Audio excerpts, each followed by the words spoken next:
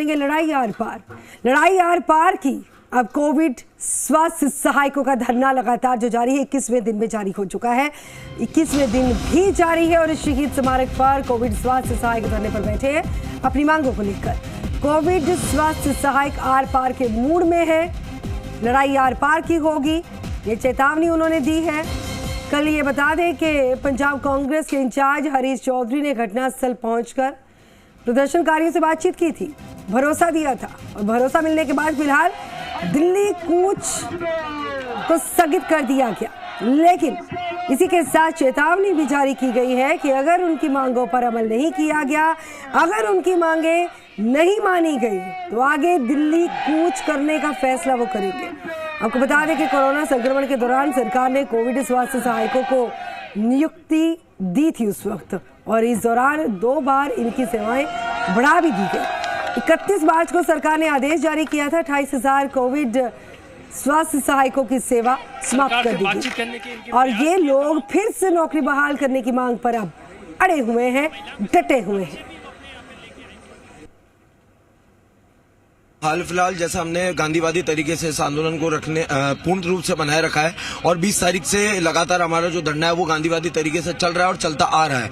यदि सरकार हमारी बात नहीं मानती है, लेकिन हालांकि आज जो हमारा बाड़मेर के जो विधायक है हरीश चौधरी, उन्होंने पूर्ण रूप से हमारे को आश्वासन देकर के गए कि आपकी बातों को पूर्ण रूप से संज्ञान में ले लिया जा चुका है और पूर्ण रूप से हमारे को वो आश्वासन देकर गए और उनका कहना हम बिल्कुल उस चीज को हम कठोरता से मानते हैं और गांधीवादी तरीके से आंदोलन है और गांधीवादी तरीके से ही चलेगा। हमारी बहनें हैं, उनके पास छोटे छोटे बच्चे हैं, 5-7 बहनें प्रेग्नेंट भी हैं, उनको वोमिटिंग भी होती है, रात को गर्मी में नींद नहीं आती है। और जैसे हमारी बहनें कह रही हैं कि जैसे हमारा हक नहीं मिला तो हम घर भी नहीं पहुंच पाएंगे, क्योंकि हमारे परिवार से जो गुजरी है वो हमें पता है। सर 45 डिग्री टेम्परेचर के अंदर यहाँ बैठे हुए सब एजुकेटेड लोग हैं यहाँ पे, GNM, BSc, MSc nursing, PhD nursing. वो वॉलंटियर फोर्स हमें बनाना चाहते हैं, हम नहीं बन सकते हैं। वॉलंटियर फोर्स का मतलब होता है जब आपको इमरजेंसी है तब आप बुला लोगे, उतना आप पेमेंट दोगे। हमें नहीं बना, हमें सेकंड ग्रेड 2022 में शामिल करें, हमारी मांगों को पूरा करें, तभी हम यहाँ से जाएंगे। तो हम गहलोत सरकार जी से हाथ जोड़ के रिक्वेस्ट करना चाहते हैं, कम से कम उनकी भी बेटी हैं, बहुएं हैं, तो हमारे पे दया दृष्टि करें थोड़ा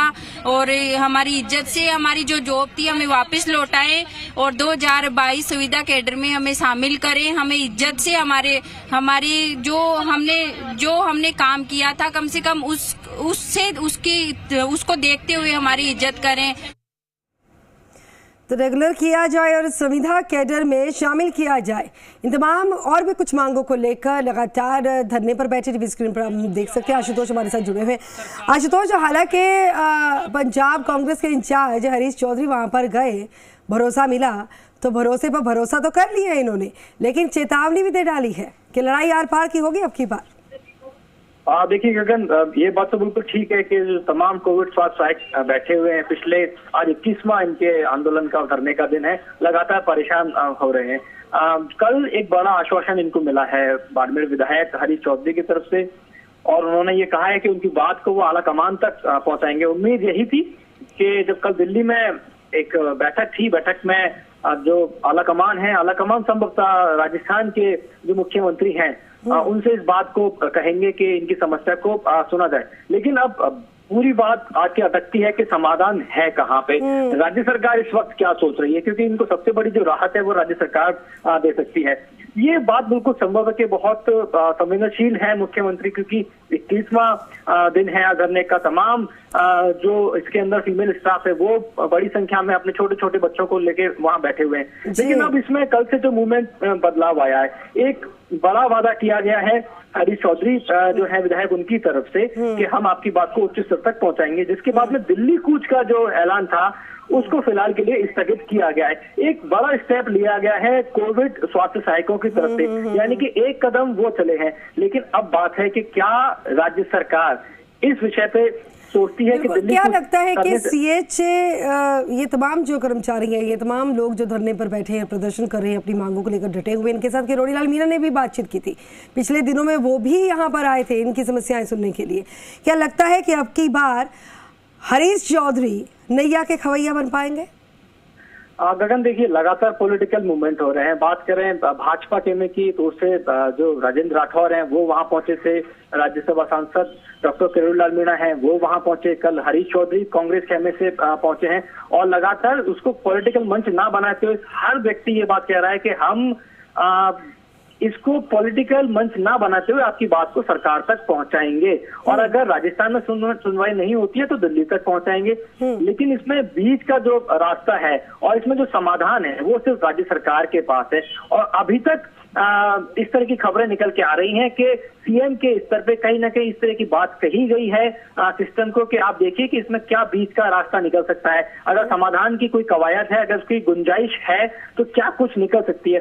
तो अब जो सिस्टम है, जो स्वास्थ्य महकमा है, जो ब्यूरोक्रेसी है, वो इस मसले पर काम कर सकती है कि इसका समाधान कैसे निकाला जाए। क्या कोई बीच का रास्ता इसमें निकाला जा सकता है और क्या कोई बड़ी राहत तमाम 28,000 जो CH है उनको दी जा सकती है, क्योंकि सीधे सीधे 28,000 परिवारों से ये जुड़ा मसला है। लेकिन कितना राज्य सरकार पे वित्तीय भार आएगा इससे, ये बहुत सारी ऐसी चीजें होती हैं जो राज्य सरकार को देखनी होंगी। फिलहाल गांधीवादी तरीके से जो CH हैं वो शहीद स्मारक पर अपना धरना जारी रखे हुए हैं।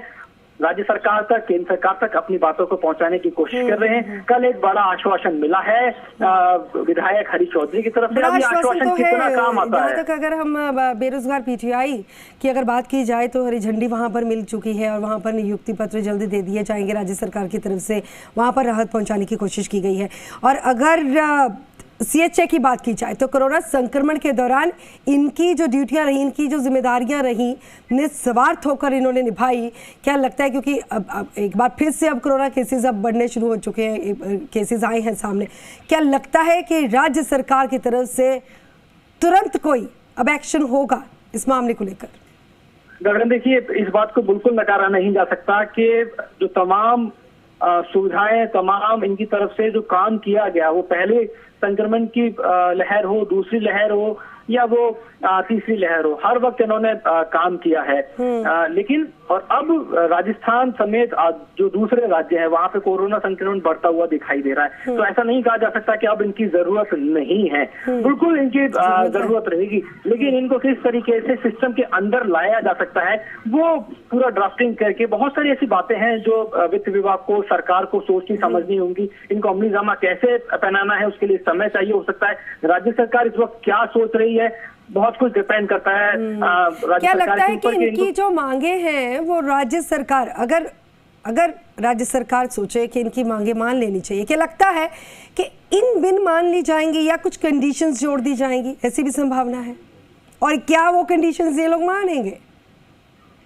देखिए, फिलहाल की अगर स्थिति की बात करते हैं तो जो बीच का रास्ता निकालने की कवायद है उस पे काम किया जाएगा। अगर त्वरित तौर पे इनको कैडर में शामिल नहीं भी किया गया तो कोई ऐसी फौरी जिसको राहत कही जाती है या कोई ऐसा बीच का रास्ता जो होता है जो कहीं ना कहीं इनको संतुष्टप्रद लगेगा, ऐसा निकालने की कवायद की जा सकती है। और अगर सरकार बड़ा फैसला लेती है, क्योंकि लगातार आप देखेंगे कि सरकार के बजट की बात हो, तमाम घोषणाओं की बात हो, तो हर वर्ग का ध्यान रखा गया है। लेकिन हर वर्ग का ध्यान रखते हुए राज्य सरकार को यह भी सोचना होता है कि वित्तीय भार कितना आएगा राजस्थान में, राजस्थान को किस तरीके से चलाना है। बहुत सारी ऐसी बातें होती हैं जिसमें जिसको सरकार का ध्यान रखना होता है। तो इन बातों को ध्यान में रखते हुए राज्य सरकार किस तरीके से इसमें स्टेप लेती है, CM गहलोत अपने स्तर पे कितनी बड़ी राहत देते हैं, क्या सिस्टम के साथ बैठ के, स्वास्थ्य विभाग के साथ बैठ के स्वास्थ्य मंत्री को डायरेक्शन देते हैं और वो अपने विभाग के साथ बैठ के बातचीत करके कोई बीच का रास्ता निकालते हैं, ये देखने वाली बात होगी।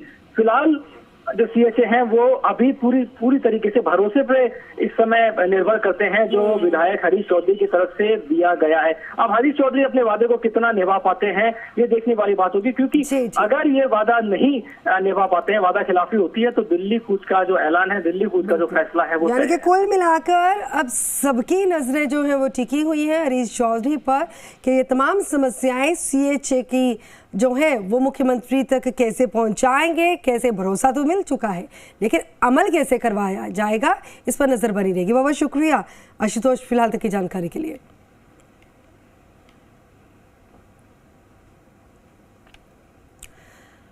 आगे बढ़ेंगे।